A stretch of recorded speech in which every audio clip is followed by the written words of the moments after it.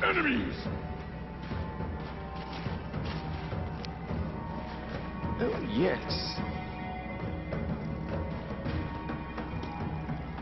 Voila!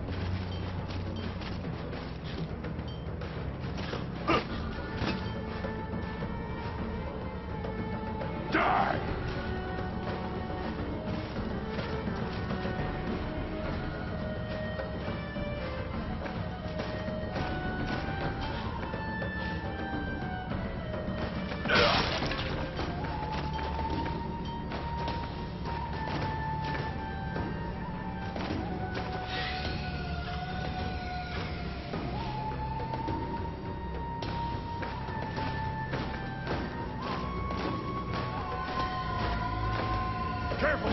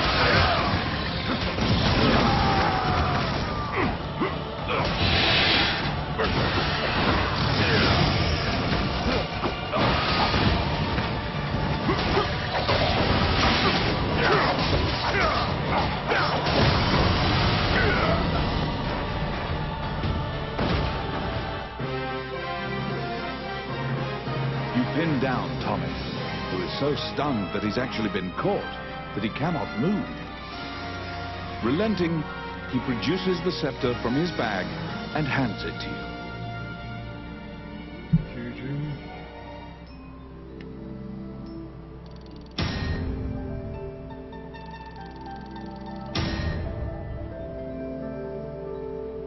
You have reclaimed the royal scepter, stolen from the treasure room of the castle.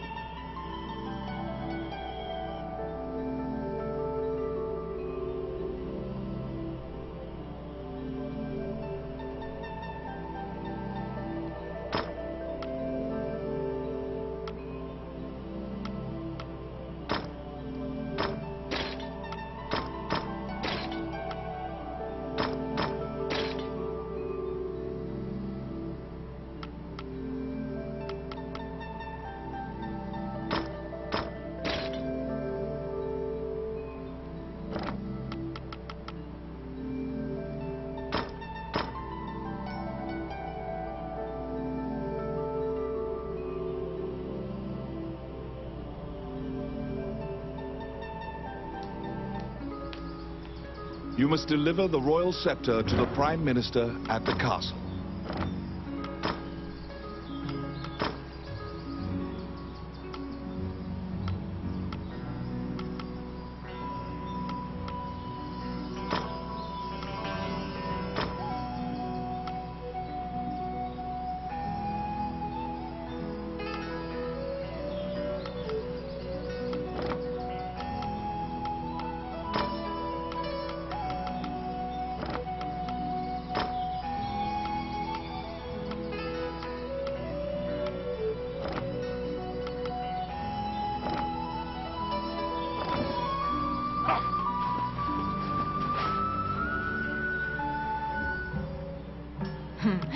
What would you like?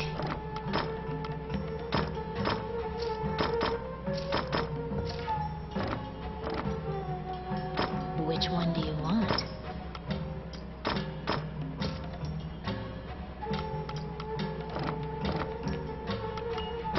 What would you like? Which one do you want? What would you like?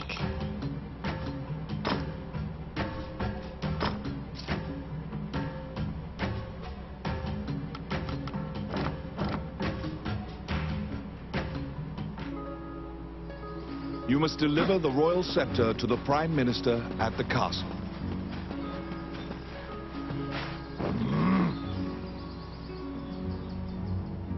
Once again, you are led to the throne room under guard.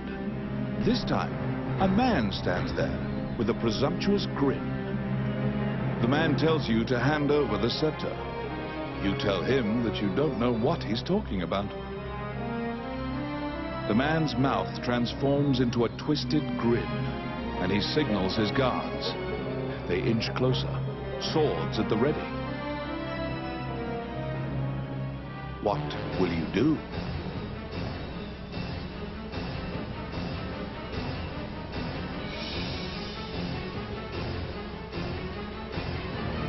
You fall into a fighting stance.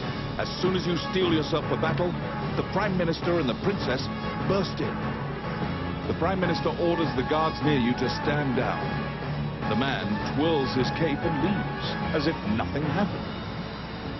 You sigh, relieved that you didn't have to shed blood in the castle to resolve the problem. The Prime Minister tells you that man was Count Dean, the younger brother of the king. He's trying to usurp the throne. The scepter indicates the throne's heir. The Prime Minister says Dean had Tommet steal it to deny the princess the throne. The Prime Minister takes the scepter and narrows his eyes in satisfaction. He pays you for completing the request.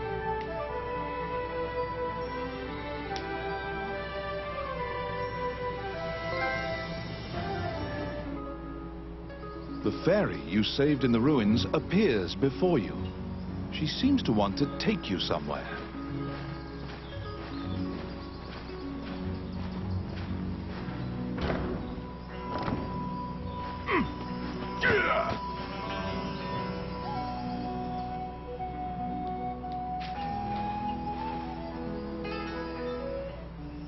The fairy leads you into an old ivy-covered tower. You find yourself in a cluttered room that seems to be a laboratory. Judging by the stratification of dust, much time has passed since anyone last entered this room. Letters amidst the shambles indicate that a magician named Lucane lives here. You find a message he penned on the desk. Lucane wrote that he was off to see a magician friend named Wallace in the underground labyrinth. The fairy uses various interpretive gestures to indicate that she wants you to find him. You accept her job request.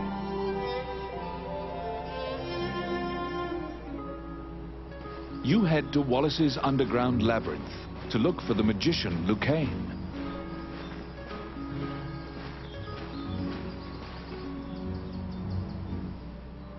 Wandering One, how can I help you?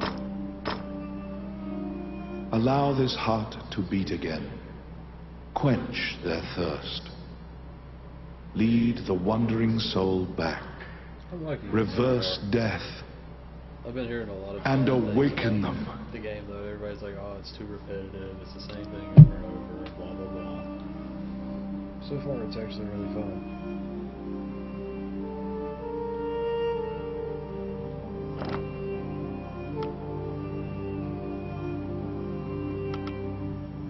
You stand before the goddess statues, Jula, Althena, and Vernus. These statues have all crumbled. Texts say the goddesses sacrificed themselves to defeat a dragon, which caused their likenesses to degrade as well. Althena, the one in the center, is the goddess of compassion, battle, and Odyssey, making her popular with adventurers. If your party falls during your adventure, a prayer to Althena and a tithing of your money will resurrect the party. If you are repeatedly depending on her grace, the amount you must offer for her services will continually increase.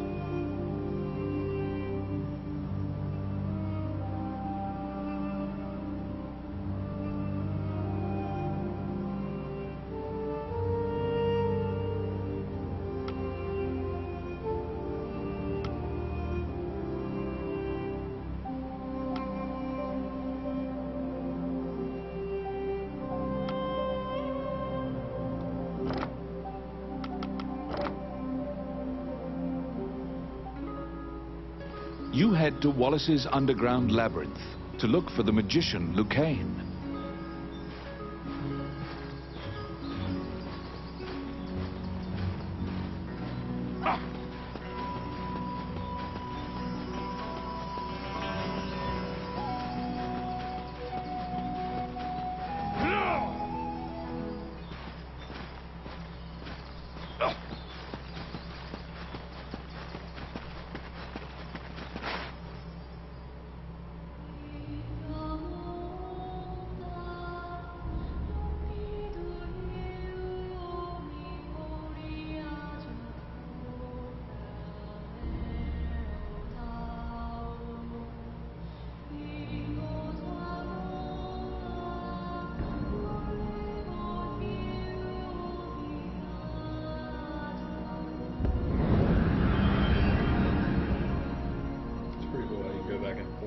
This underground labyrinth is said to have been made in a single night with powerful magic.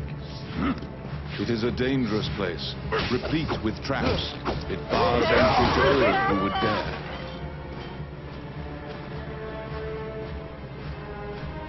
Get him!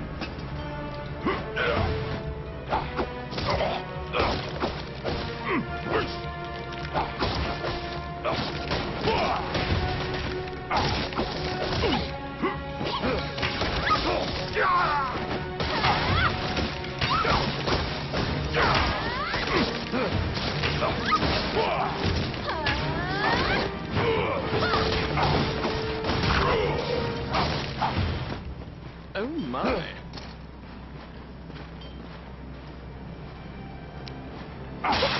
It's my turn. Done.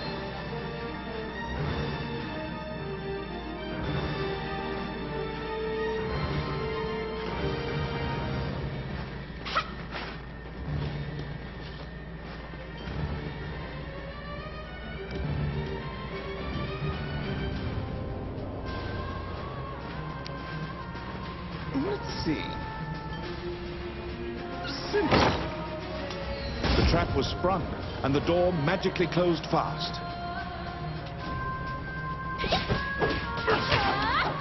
Slime creatures are weak against fire. The torch on the wall could be used to great effect.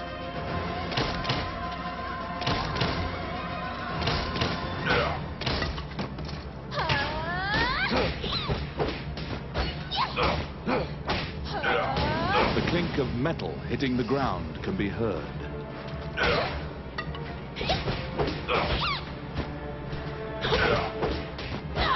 You obtain a magic key to open the door.